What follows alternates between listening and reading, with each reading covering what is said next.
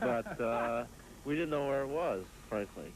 And where it is between East 22nd and 24th on Rockwell. There's even a sign if you're in the neighborhood. If you want to see for yourself how the Chinese bring in the Year of the Tiger, stop down by midnight. They're getting ready for the party now. In Chinatown, Tom Shea, TV5, Eyewitness News. The Chinese community here is a lot larger than you might think, judging from the size of Cleveland's Chinatown. There are more than 10,000 Chinese living here in Cuyahoga County alone. Well, another day that we all celebrate is Valentine's Day, and it's coming up. We'll have some important information for you on one of the most popular Valentine gifts. And then we'll take you to an art show where skin is the canvas and ink and a needle are the brush. Stay with us. Eyewitness News continues. Valentine's Day is less than a week away, and that's when a lot of folks' thoughts will turn to romance and roses for that special someone. What can we expect a dozen roses to cost this year, and how do you know when you're getting the top quality? Well, we sent Marge Banks to do some checking. First of all, roses this year will average anywhere from $40 to $60 a dozen here in Greater Cleveland. That's about the same as Valentine's Day last year. But compare those prices with 6 years ago when the going rate was about $25 a dozen, and even that was bad. But florists like Bart Brunswick of Brunswick & Sons will tell you this happens to be the worst time of the year to grow roses, so those who buy must pay the price. It's bad weather all over, shortest days, least amount of sunlight. All the things that are necessary to produce a quality flower are at a minimum at this particular time of year.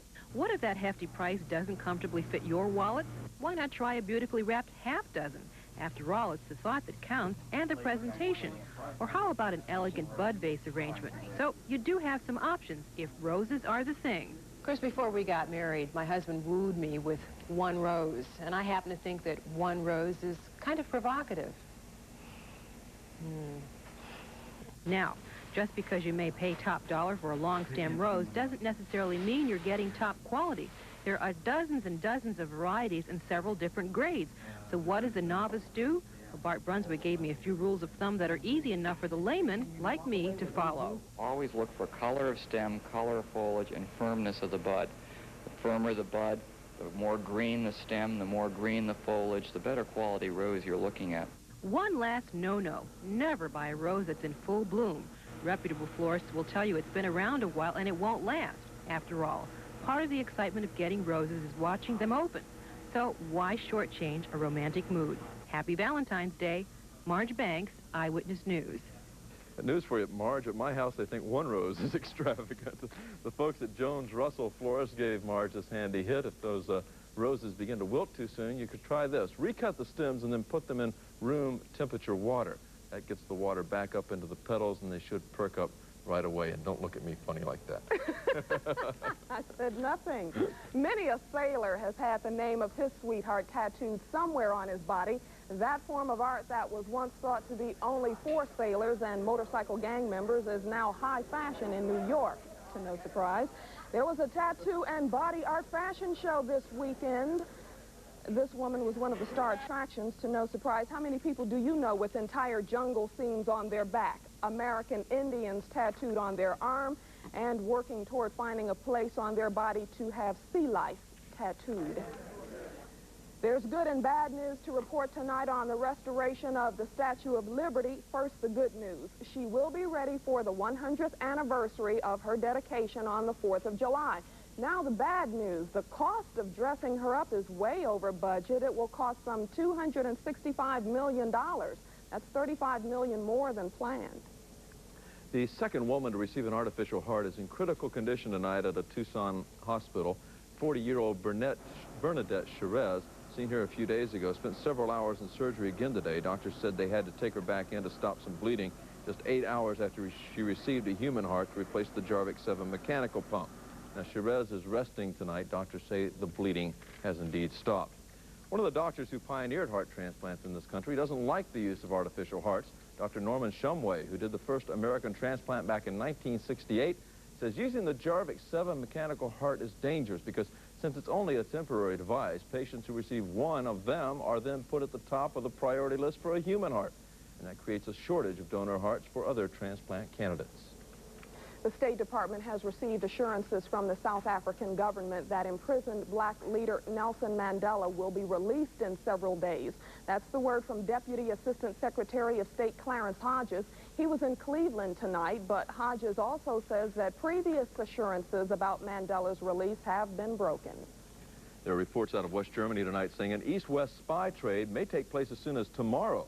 The West German news agency says that swap could be of particular interest because in addition to the spies, the Soviets would be sending over dissident Anatoly Sharansky. The swap has supposedly been smoothed up to avoid the media barrage expected if everything went as it had been scheduled for Tuesday. Senator Edward Kennedy is back in Washington from his trip to Moscow. He brought word that the Soviets are ready to let 19 additional citizens leave the country. Kennedy was in the Soviet Union for 3 days. During that time, he met with Soviet leader Gorbachev for a couple hours. At a news conference today, Kennedy said Gorbachev told him there are no preconditions for negotiating immediate reductions in intermediate-range nuclear missiles. Earlier, the Soviets had said the president must abandon Star Wars research for an agreement to be reached. Congressman Dennis Eckert of Mentor is a pretty popular fellow, both with the voters and with the campaign contributors. The third-term Democrat has the distinction of being the top fundraiser of all 21 Ohio congressmen and women last year. He raised over $100,000, and it wasn't even an election year for Congress. In all, the congressional delegation in Ohio raised nearly $1 million by shaking hands and attending chicken dinners.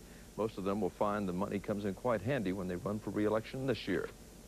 Well, after today, it got a bit easier to build a house here in Cleveland for some folks. We'll tell you why when Eyewitness News continues. And then Tom Tasselmeyer will be along with his Sunday forecast and a look ahead into next week's weather.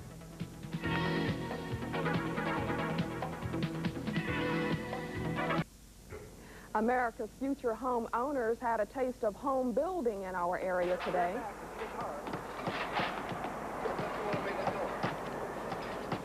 That youngster is one of many who could drill and pound as part of the Building a House exhibit. It gives youngsters ages 3 to 12 hands-on experience in all parts of home building. It was sponsored by the Cleveland Children's Museum. That looks like fun, doesn't it? That's a good idea, because my kids learn how to tear down a house, seems like, every day. So they should learn to teach build them one. that one, too. Hello, Tom. Hi, I'm ready to give Cleveland the jinx. When I came here, I was really expecting some terrible winter weather. Hadn't been that bad yet. You're about to hit us? No, it's not going to be that bad the next couple of days either. Looking at the numbers so far today, almost a normal Cleveland day. 30 for a high, 23 for a low. Normally 33 and 19. Last year, 16 for the high, 4 below 0 for the low. As far as record 69, the record high, and 8 below 0, 1977 for the record low. Sun rises tomorrow morning at 7:30 and sets at 5:53. Temperature right now out at Hopkins at 25 degrees. The relative humidity still high, 92%. A rising barometer from 30.13 inches. And the wind speeds now pretty much variable in direction at only 2 miles an hour. Not a whole lot showing up on the radar, so we'll skip over that and go to temperatures across Ohio. 24 here in Cleveland. You move up to 26 down at Mansfield. A little bit warmer to the south of us. Scattered flurries across all of the state. Nothing heavy, and we don't expect anything heavy over the next couple of days. Good band of clouds here. One weak storm system up over the northern Great Lakes. That'll track off to the east. Here's the remnants of Friday's storm system and a powerful one off the coast of the Carolinas. None of those are really going to affect us. It's going to be a pretty calm day. Not a whole lot of sunshine across the country, though, with the storm track zipping out of western Canada out to the southwest. This is where the storms are developing, where there's big kink in the upper level winds, and then they track off to the east over the Gulf Coast states and off the southeast coast. That's the way it's going to stay for the next 24 hours or so. This band of low pressure areas along the upper level winds will continue to just sort of propagate to the east, staying well to the south of us, keeping the moisture out of our way. We'll have to watch this one, though. This storm system could be strong enough to change those upper level winds and bring us some precipitation late Monday into Tuesday. It's snowing like heck over the southern Rockies, up to 10 inches in southern Colorado for tonight. Scattered flurries over the Great Lakes and the Ohio Valley, and some strong thunderstorms moved across Florida this afternoon. Up to 2 inches of rain fell in the Jacksonville area, but all that is moving off the southeast coast. And pretty normal temperatures across the country for this time of year. 24 in Chicago and 56 in Atlanta. Forecast for Cleveland shapes up like this tonight. Cloudy skies with a low of 19. For tomorrow, a mostly cloudy day, maybe a peek at some sun with a high of 28. Tomorrow night, cloudy again, down to 15. And on Monday, look for a chance of flurries and 25. And the extended forecast shapes up with a chance of flurries on Wednesday, partly cloudy on Thursday. Cold temperatures, but still, all in all, pretty bearable. Thank you, Tom. Yep. There's an amazing story tonight out of Alaska, a story about a divorce, but not between a husband and wife. We'll have the details. And this country's best-known test pilot has gone and done it again. He's broken another record. We'll tell you which one when Eyewitness News continues, so stay with us. 38 years ago, he became the first man to break the sound barrier. Today, 63-year-old Chuck Yeager, the retired Air Force general, set another record. He flew a corporate prop jet plane from California to New York in 5 hours and 24 minutes, breaking the old record by a whopping 1 hour and 4 minutes. Now, Yeager, who is the main character in the book The Right Stuff, is also a member of the commission investigating the space shuttle explosion.